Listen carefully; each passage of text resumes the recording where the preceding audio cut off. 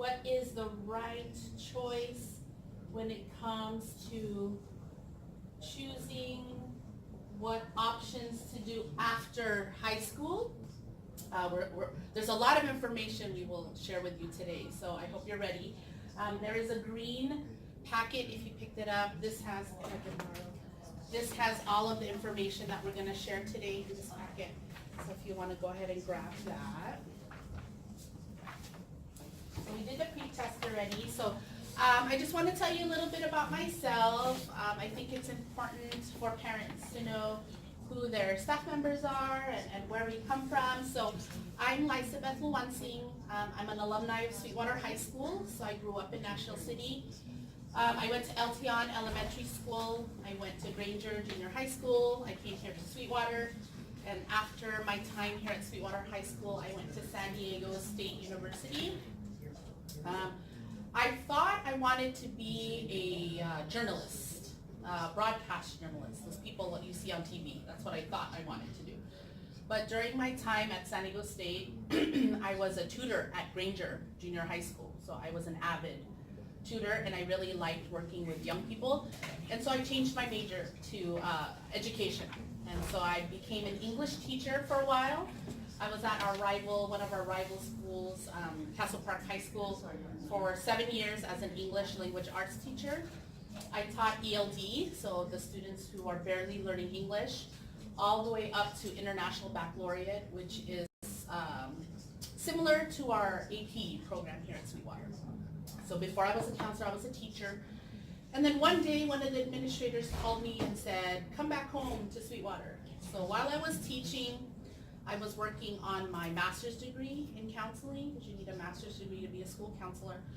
So eventually, an angel from Sweetwater High School called me and said to come back home, and I've been here for 11 years now here at Sweetwater. So I'm glad to be here. I'm glad to work with all of you. And yeah, that's me. There are Mr. Garcia, who's here in our counseling center. He also is an alumni, so it's nice to have alumni as part of our counseling team. So part of what we'll talk about today is to give you some tools on how to help your child find a career that matches their interest and their personality, because I think that's very important. That's actually one of the topics we are doing with all of our 10th graders at this time of the year. All of the 10th graders are coming through the counseling center, and we're doing a career lesson with them. So you're going to see a little bit of what they see when they come in and do the lesson with their counselors. And we'll also talk about how to help your child be more college ready. College has many different definitions, and so we'll talk about that too. And hopefully at the end of today, you'll be a little bit more familiar in regards to the options your children have after high school. So first, we're going to talk about career exploration. So this is a quote we share with your children. That all the 10th graders have seen this quote. Maybe half of them at this point. The most difficult thing in life is to know yourself. And so in finding a career or finding a job, it's important that you know yourself. What you like, what you don't like, because you don't want to have a job for the rest of your life doing something that you don't enjoy. So you know your children maybe don't like interacting with other people, or whether they really like interacting with people. Some of our children maybe don't like being outside. Some of our children maybe love being outside. And so it's important that we think about those things when our children choose careers. And that's part of what we're doing with all of our 10th graders. So this is one of the websites that we use with our 10th graders, and it's something that you can explore as well, even for yourself if you want. It's a great tool. So it's onetonline.org, and it's in your handout there. So this is exactly the same slide we show the students when they're in here with all of their laptops. And we tell them to click right there where it says, I want to be a. And then we take this quiz that asks them to tell us what they like to do. And then there's 60 questions that look like this. Do you like to build kitchen cabinets? Do you like to lay brick or tile? Would you be interested in developing new medicine? Would you like to sell? Would you like to work in a store? Do you like reading? Do you like computers? Do you like working with others? So 60 questions. And then at the end, it gives them a report that looks like this. So for instance, one student found that civil engineer was one of his jobs that met his interests. He liked working with other people, he liked numbers, he likes details, he likes rules and structure. So this student ended up with civil engineer on his list. Down here at the bottom, it shows our students what education they need to become a civil engineer, how much money they'll make as a civil engineer, and other careers that are related to be a civil engineer. So that's the bottom there. That top part up there is a zoom in of that bottom part. And then when you click find training, it says right here at the bottom. You click here and it says find training. And then it'll list local schools, colleges, universities that offer that type of study. So this tool, the 10th graders love. Once they see this, we lose all their attention because they're clicking and they're reading and they're very excited about what they find. So we show it to them and we let them loose for about 15 minutes just to play around with it because they get so excited and they want to talk to each other about what they found and how much money they're going to make. So this is a good tool to use. So if you have a 10th grader, you can ask them, have you done this website with the counselors yet? What did you find? What did you see? But it's something you can encourage your children to do too, if they're older or younger, or if you want to do it for yourself. That's a good website that we use. These are other helpful websites that we use with our students to find careers that match their interests. So that's really our goal here in the Counseling Center, is to help students discover who they are, identify what they like, identify their interests, to find careers that match that. That's really what we try and do with all of our 10th graders. And so if you would like to know more about it, or if you want to explore some of these websites more in detail with your child's counselor, we can do that with you. So that was step 1. Step 2 is college and career readiness. So that's a big goal here at Sweetwater High School. A big goal for our school district is to be college and career ready. And so there are lots of things that go into being college and career ready. So not only grades. Good morning, teachers and students. Just so that you know, in 3 minutes we'll be starting our clear room drill. In 3 minutes we'll be starting a clear room drill. Thank you. It's just a drill. So there are lots of things that go into your child being career ready. Public announcement. Does anybody drive a black Corolla that's parked right here in the front? No, because the bus can't get through. No? Okay. Thank you. Thank you. Appreciate it. Gracias. Okay, so we don't have 8 people, but I'm going to get the counselors and a few Yes. other people to help us with this game that we do with all the 10th graders as well. So I wanted you to see one of the activities we do with the 10th graders because this gets them really excited too. Counselor, yay, it's time. Let's see if we can get 8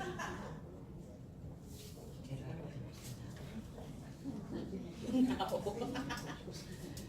Yay, Miss Nuno, we have Miss Puga Garcia. All right, just stand up here with your Why you give me this one? All right, yes, Just stand here? yeah, just stand, and then in order. Okay, so what do you have? In order. All right. This one's a good one? That's a good one. You're gonna see. You're gonna see. You think I want to shuffle? Oh, it's a good one. Oh, wait. Four more Wait. people. Where's One. the 2-9? In order. You know where you're right. 4.0 on that end. 4.0. 3.2. Does anybody, excuse me, does anybody have that black Toyota right there? We asked No, already. they already asked. Thanks. Well, we were gonna ask for your participation. Do you have like 3 minutes? I gotta do they're doing the clear room drill right now, sorry. Well, I need 2 people. We'll ask for parents. Any parents want to join? Okay, there you go. Okay, very good. Come over here, ladies. Come on up. So this is what we call our GPA game. So again, the 10th graders come in class by class, and we take 8 volunteers, and then we do this game with them, and they really love it. So what's gonna happen is, this represents 8 different students that we may have here at Sweetwater High School. And they all have different GPAs, so grade point averages based on the grades that they earn. So the higher the GPA, the better grades. The lower the GPA, not so better grades. So when we're talking about being college ready, we would think the students on that end are a little bit more prepared, and the ones on this end maybe not so prepared. But there are lots of other ways to be college and career ready, and that's what this activity is going to show us. Okay, so just listen. So 3.7, you've taken 4 honors and AP classes at Sioux High and plan to take more. Move up 2 spaces, 3.7, and then we'll shift around. 3.5, you've already earned 100 community service hours. Move up 2 spaces, 3.5.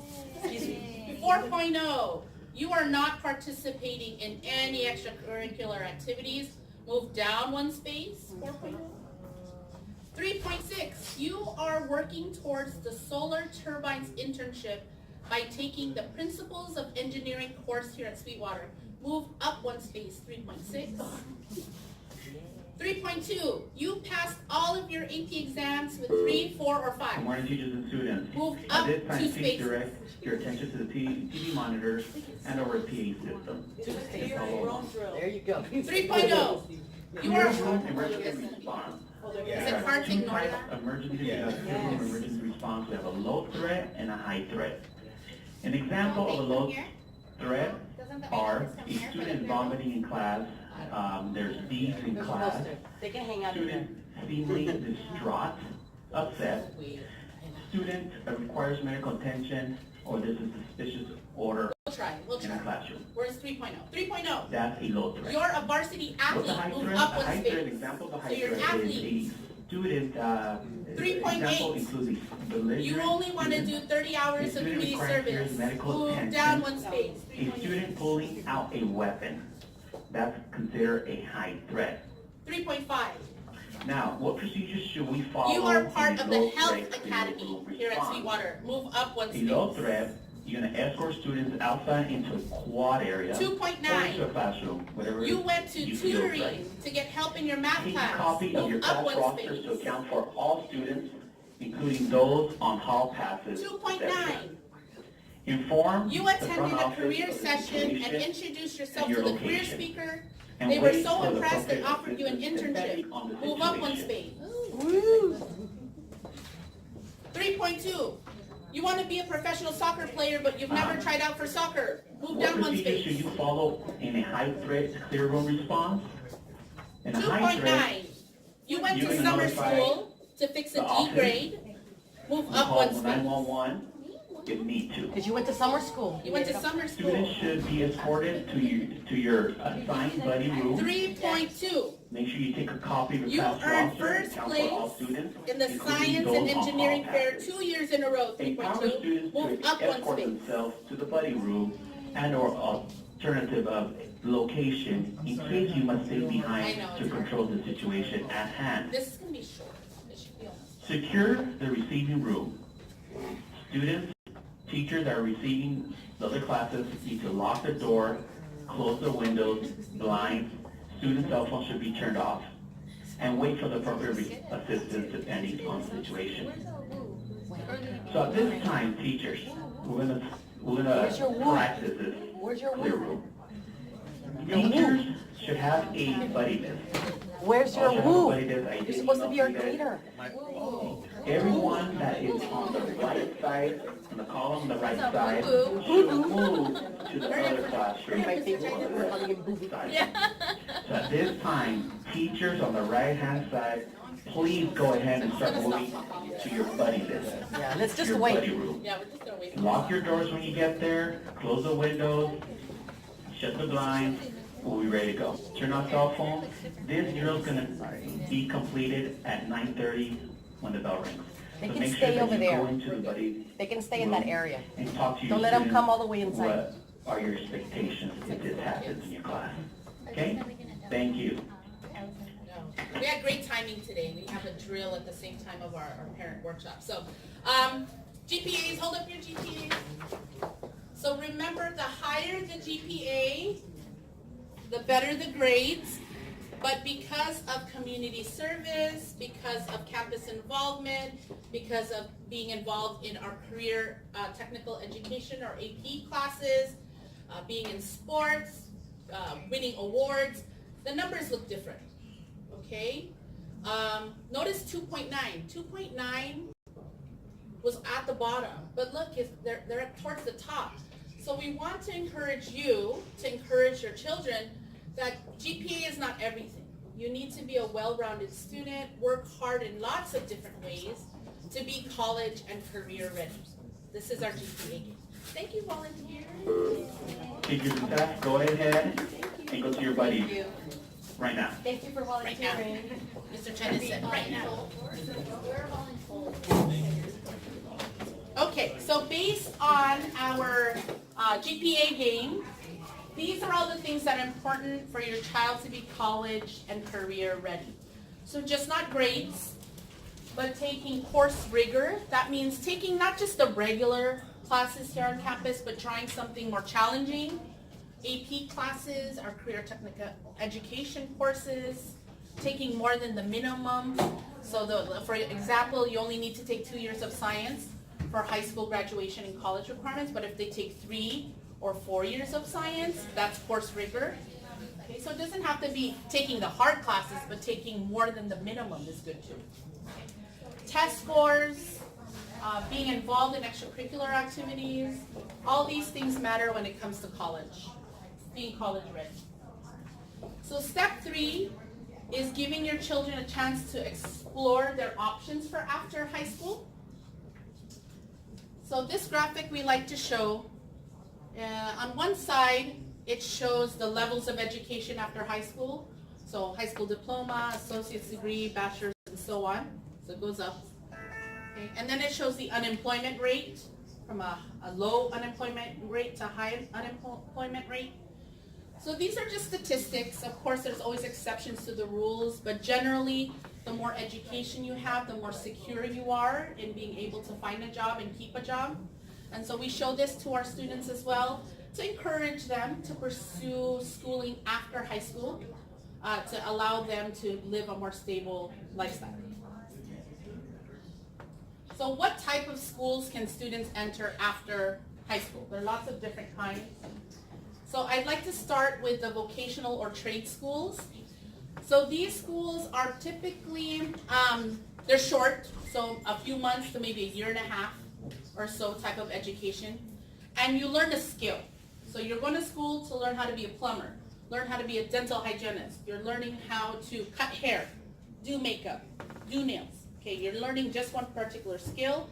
Well, you'll get a certificate that says you're certified in this particular skill. Okay, there are no requirements as long as you have a high school diploma. Some vocational schools, as long as you're 18, you can get in. Okay, so that's one of the options students can pursue is a vocational education. Some of our local ones include Pima Medical Institute, California College, Concord, or Bellis Academy. Those are our closest ones around here. The next level is community college. So community college offers the same options as a vocational school. So you can go to community college for 6 months to 18 months and earn a certificate towards a trade.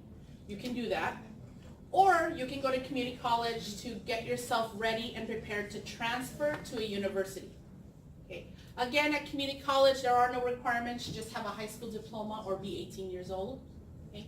The difference between vocational and community college, the big difference is that at a vocational school, your units, your credits, your classes are not good anywhere else but that vocational school. So let's say your child goes to Pima Medical Institute and they become a nurse's assistant. And they say, oh, Mom, I want to keep going to school to become an RN.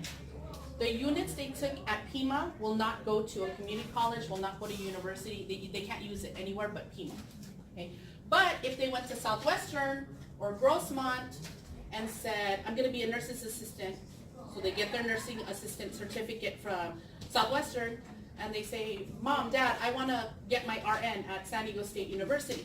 Those units can follow them there. Okay, that's the biggest difference between vocational and community college is ownership of your units. Vocational schools are a lot more expensive too. So you kind of have to weigh, like, do you want the quick certificate to get done and start working? Or do you want to kind of go to the community college, maybe a little bit slower, but you own your units for future use, for continuing your education? Those are the two differences between vocational and community college. These are the closest community colleges to us. It's kind of hard to see, but you have it in your packet. The three closest ones to us are Southwestern, like south, Grossmont, east, and then San Diego City College near downtown, which is north. And they're about the same distance from us here. So one's that way, and one's that way. The next level up are four-year universities, and even within there, there are different ones. So at a four-year university, that's where you work on your master's degree or your bachelor's degree, which is a four-year degree, bachelor's. And then maybe 2 years after that, you can get your master's. That's another 2 years. So all of your school counselors here have master's degrees. All of your administrators, I think, do as well. Even doctorate degrees. We have Dr. Madrigal. She's got her doctorate degree. So those are the type of degrees you can get at a four-year. You can't get those at a vocational. You can't get those at a community college. These are four-year university degrees. And these are the most popular ones right now. Of course, computer science is at the top, which means it's very competitive. So if any of your children want to study computer science, they need to be very good at math, because that's what the universities are looking at. So within the four-year universities, we have public universities, which is like our local ones are San Diego State University, which we consider a CSU. University of California, San Diego, UCSD. Those are our two local public four-year universities. There are 9 UC schools all across California, 23 CSUs throughout California. So a little bit more detail. These are the UC schools. The minimum GPA to apply to a UC school is a 3.0, but the average is well above a 3.0, as you can see. The average of students getting admitted to UC San Diego is above a 4.0. They look at extracurricular activities, they look at test scores, they look at awards, honors, you have to write an essay. So admissions to UC school is very detailed and involved. CSU schools, again, our local one is San Diego State, and these are all the ones. Minimum GPA to CSU is a 2.0, so lower. Okay, but the average of students getting in is more above a 3.0. Okay, so that 2.9 student that we had up here, they had a chance to get admitted to a CSU. Okay, it might be a little hard for them because they're above the 2.0, but they had a good chance to get in because they worked really hard. Okay, so those are CSU schools. No essay, no community service hours, no extracurriculars. CSU looks at numbers. They look at you met your A through G requirements, so you took all the right classes in high school. They look at your GPA, that it's above a 2.0, and they look at your SAT and ACT scores, which is your college admissions exams. Okay, that's all they look at. If you have the right numbers, then you get admitted. So they rank, what happens is there's 5,000 students who apply to San Diego State, for example. There's way more, but for example, 5,000 applied. Let's say out of that 5,000, 3,000 meet the requirements. Okay, and then what they do is they put them all in order. The highest at the top and the lowest at the low. And if they only have 500 spots available, that's where they offer it. They offer a little bit more because everybody's not going to go, but that's how it works. So the higher your grades are, the better it is for you. Yeah. Question. Yeah. So the rest of the 2,500, The ones that- 3,500, Yeah. 2,500 will be on waiting list? Some may be offered wait lists, some might get denied admission, so it's important that students apply to several schools when they get to that point, and we work with them to make sure that they apply to lots of different schools, so they have schools that are hard to get into, maybe, and a for sure, just to make sure they have a range, yeah, because we don't want them to put them all into hard, and then they don't get admitted anywhere, like that's not, we don't want that to happen. These are private colleges and universities in California. The website is there. There are lots of private universities. The ones closest to us, Point Loma Nazarene University, PLNU, Point Loma Nazarene. USD, University of San Diego. It's a Catholic university. John Paul the Great, which is up in Vista somewhere. We have several others, but these are the ones. Alliant, National, Point Loma, can't read, San Diego Christian, and USD are the ones listed here. And the requirements for private universities are all different. So if your child is interested in any of those schools, they need to look up the requirements individually, because their requirements and deadlines all vary. Some of them, the deadlines due like November 1st, November 15th. They're all very different.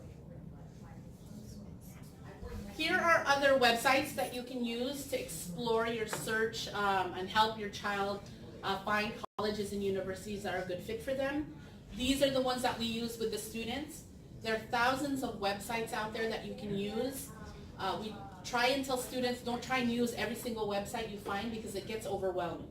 If you focus on 2 or 3, and those are the ones you use all the time, that it's enough. You're not going to find different information on all these different websites. If you focus on just a few, create an account on just those few, and what will happen is the student will start getting emails from those websites reminding them of what they should be doing, colleges that match them, all these things. So it's good to just narrow it down.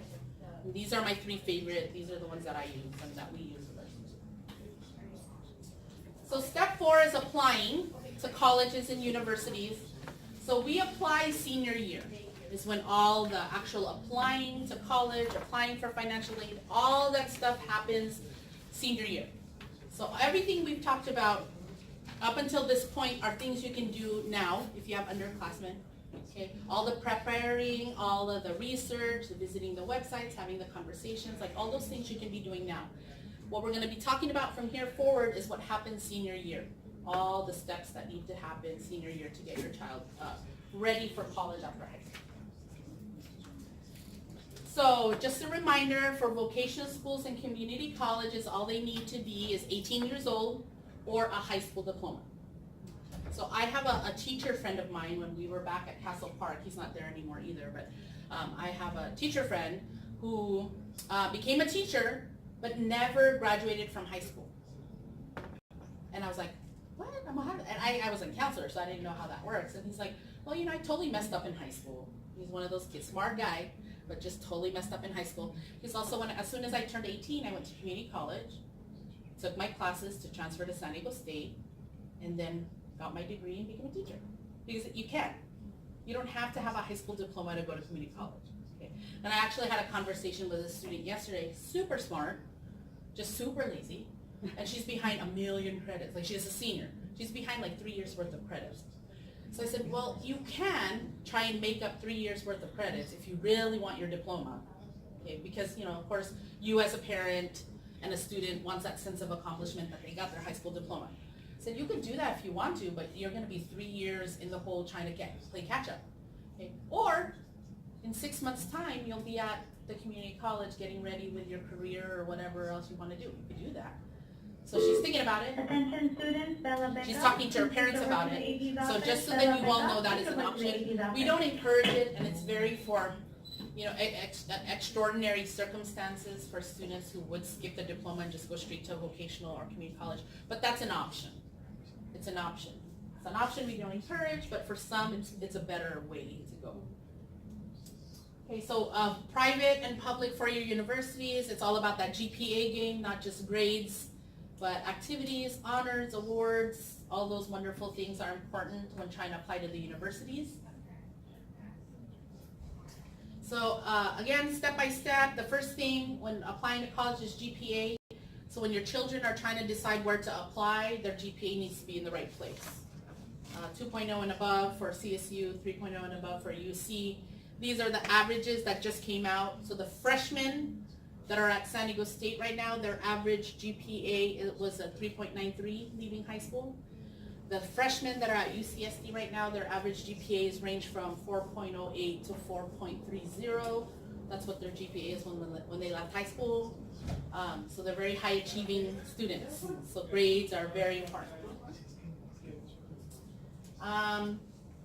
College admissions exams. So at the end of junior year, closer to the end, we encourage juniors to take these exams the first time. They get the results, they study over the summer, and they take it again a second time at the beginning of their senior year. So then they have 2 sets of scores that they can choose from to put on their college applications. If they want to take it more than 2 times, that's fine, but we feel like 2-3 times is more than enough. Okay. It's not good to take these tests too early junior year. Some students like to take it like right now, they're 11th graders and want to take it in December. That's too early because what happens is your children are still learning math and English junior year, so you want them to get as much instruction before they take the exam. So end of junior year is fine, even the June test, you know, when finals are over, AP exams are over, then they can focus on their SAT and ACT. And then again, early senior year, so the August, September, October date. Okay, so 2 times is what we heard. If more, that's fine, they can. So we apply, so again, this is senior year. UC and CSU applications are open right now. They open October 1st and the deadline is November 30th for UCs and CSUs. Privates vary. Okay, their deadlines are all different, private colleges and universities, the same as for vocational schools. Vocational schools and community college kind of have an open enrollment. So depending on when you enroll, you'll be able to make the next semester or not. It just depends on at what point do you enroll. So Southwestern, the application's open already. We have a young lady from Southwestern who's here Tuesdays and Thursdays to help with enrollment to Southwestern College. So if that's something you're interested in, they're here Tuesday and Thursday. Step 4 is financial aid and scholarships. So next Tuesday, the 13th, is our financial aid night here at Sweetwater. So if you want to learn more about financial aid and how financial aid works, we will be in the theater next Tuesday night at 6 p.m. on November 13th. So senior year is also when you apply for financial aid. There's one application you fill out, which we call the FAFSA, the Free Application for Federal Student Aid. So there's no other application that you should fill out. So don't go to Wells Fargo and ask for a student loan. Don't go to Chase Bank and ask for a student loan because those are different student loans. Those are different kinds of student loans. You want the one that's offered through the FAFSA. Okay? And the way the FAFSA works, you fill out just the FAFSA or the DREAM Act application. It works the same way. That FAFSA gets sent to all the schools your child applies to, whether it's community college, vocational, four-year university, wherever. So the FAFSA gets sent because on the application you put the schools you want your FAFSA sent to. So let's say I'm applying, I want to go to San Diego State. San Diego State gets my FAFSA. They're like, okay, Ms. Loansing, we're going to admit you and we're going to give you this much financial aid. Each school will do that. So it's not the FAFSA who will reply to you, it's each individual school will reply to you in regards to financial aid offerings based on the information you put on the FAFSA. That's how that works. Yeah. Is it you file it online, you create an account, or hard copy? It's all online. All online. All online, yes. Submit everything. Everything online, yeah. So no signature, everything is done online. We go into detail with the seniors on how to create their login information and all that. So it's done all online. If you are missing a social security number, that's where their exception, so you can still file it. You can still file your FAFSA or your DREAM Act, but instead of signing electronically, we would print a signature page and you have to sign. Yeah, because your digital signature is linked to your social security. So, I mean, if you don't have a social, then we just print the paper out and we sign it. We do it all the time, so it's no problem. Yeah. So whether your child or a parent doesn't have a social security number, we can still file for financial aid. We just do it a little different. So our goal every year is to get 100% of our seniors to complete the FAFSA or the DREAM Act. Okay. Do we meet our goal? No. Like Mrs. Chavez Casas will know, I'm the one telling everybody, get your seniors, come on, I want to be the first one in the district with all the high schools because we compete against each other. But we are always at like 72%, 73%, always kind of in the 70%. But we're trying. So if you all can help us when it comes to senior year to get as many of our seniors to complete their FAFSA, that's our goal. And whether they're planning on, if they're planning on going to the military, they should still do their FAFSA because they might change their mind. And then they want to go to school and they didn't do their FAFSA, so they have no money, and then they have to wait a semester or a year. It's just good to have it done just in case you need it. Additional question, Ms. Garcia. Yeah. Sorry about that. Oh, that's okay. If, for example, you pass your senior year, you sign for, apply for FAFSA, you could possibly still do it or no more, since you already passed the senior year. For example, the kid graduated senior a year, I will not go to university or school, I'm going the year after, so is that possible? You do your FAFSA every Could year. you repeat the question? Oh, repeat the question, sorry. So the question is, let's say you have a senior, but they're not gonna go to school, but then 6 months later, they say, oh, I wanna go to school now, but I need to fill out the FAFSA. So the FAFSA application, you can fill it out any time of the year. And you fill it out every year for every school year, because you have to renew the information you put in there.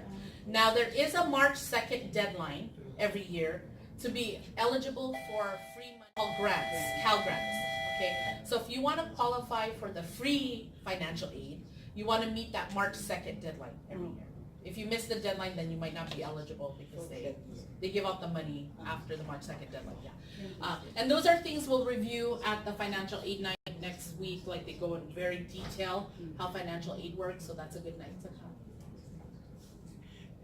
So these are the types of financial aid that's offered through the FAFSA. So there's free money, which is grants.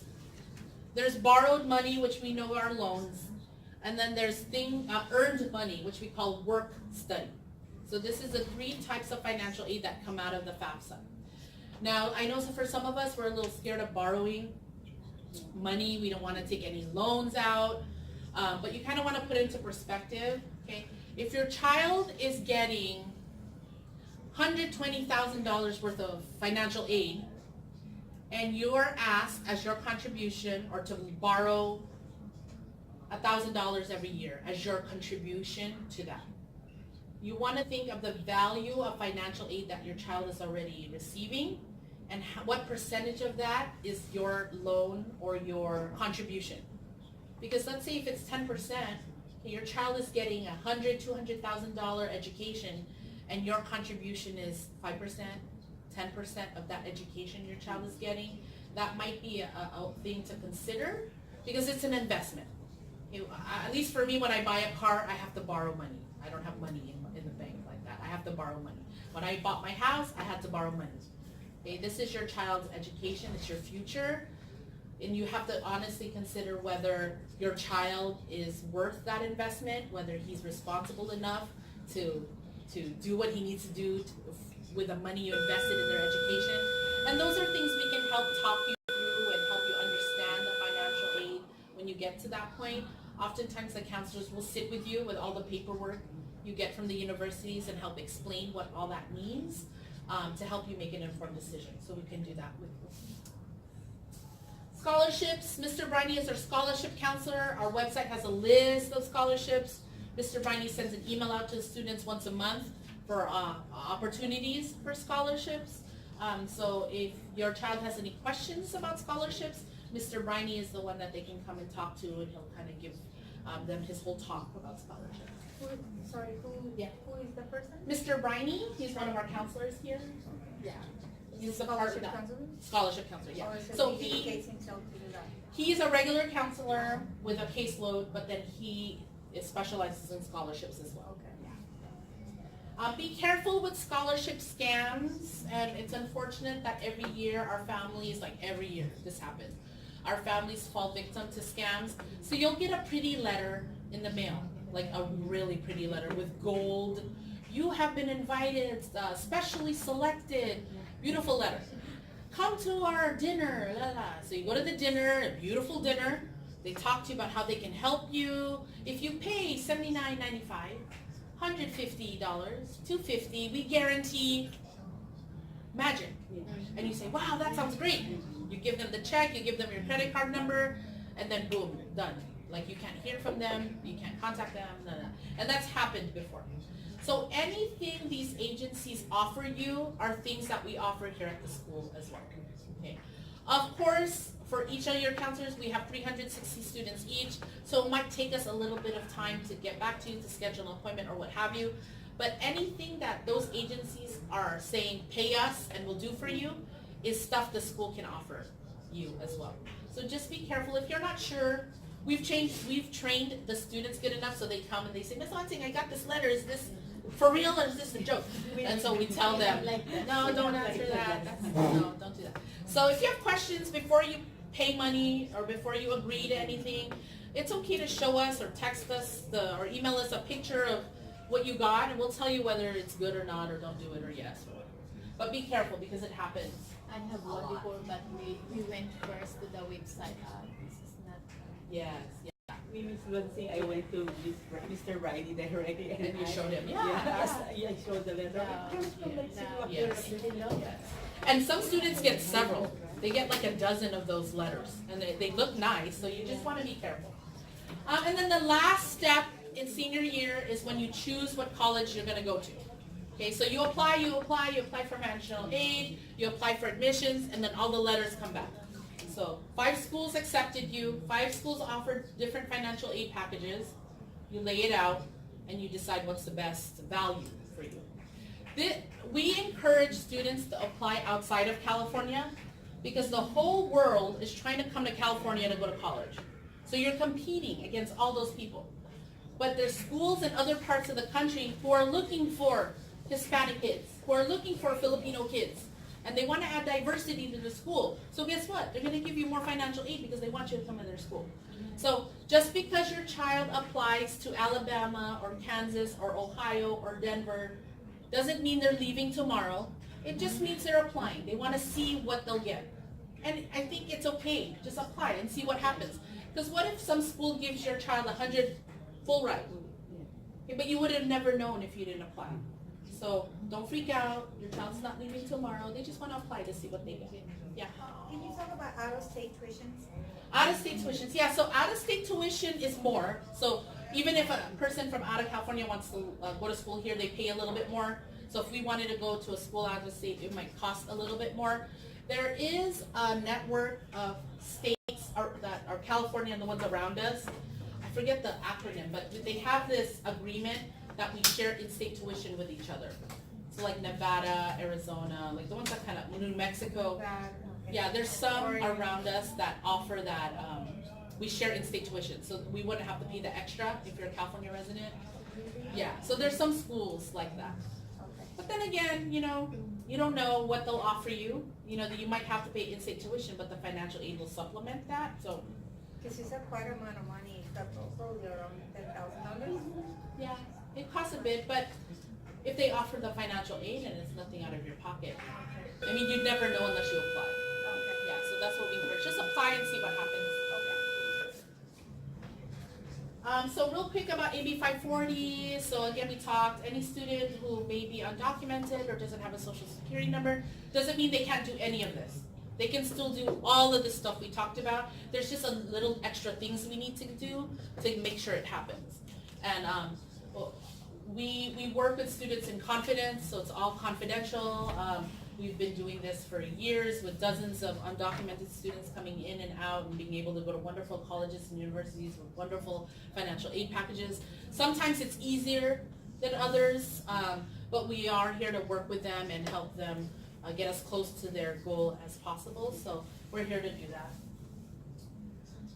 So just to review everything we talked about today, so these were the steps to be college and career ready, to explore careers, be college and career ready, not just grades, but all the extra stuff too. To do your research on the different types of colleges and universities that are out there. And then all the steps to apply to the university. So we talked about a lot of things today. A lot. So this is your road. It's hard, it's challenging, it's difficult, it gets scary at times. If you freak out about the process, your child will freak out about the process. If you're calm about it, then they're going to be calm about it. If you need to help be calm, we can help you be calm about it. If you need the help, you let us know. Yes, we're here to help you. So this is all of us again. So we share all of your children. So just because I'm assigned to a particular student, if a student is more comfortable talking to somebody else, they're more than welcome to. But when it comes to official things like schedule changes, transcripts, grades, official letters of recommendation, anything official, your counselor on record should be the one to do it. But if it's, just asking a question or needing some advice or something, they're more comfortable to talk to somebody versus me or whoever, they can do that. They're more than welcome to do that. Okay, so real quick, this is the last of our time together, so those of you might have started with us after we began, which is fine, but we do this thing called a pre-test and a post-test when we do our presentations. So we do a test in the beginning, we do a test at the end to see what we learned. So we'll see, let's see if we learned something, if I was effective or not. So you have a pre? Yeah, you can't do the pre at the end. That's cheating. That's okay. If you didn't do the pre, that's okay. We will disaggregate the data, as they say. We'll just give you credit for the break. We'll just double your answers.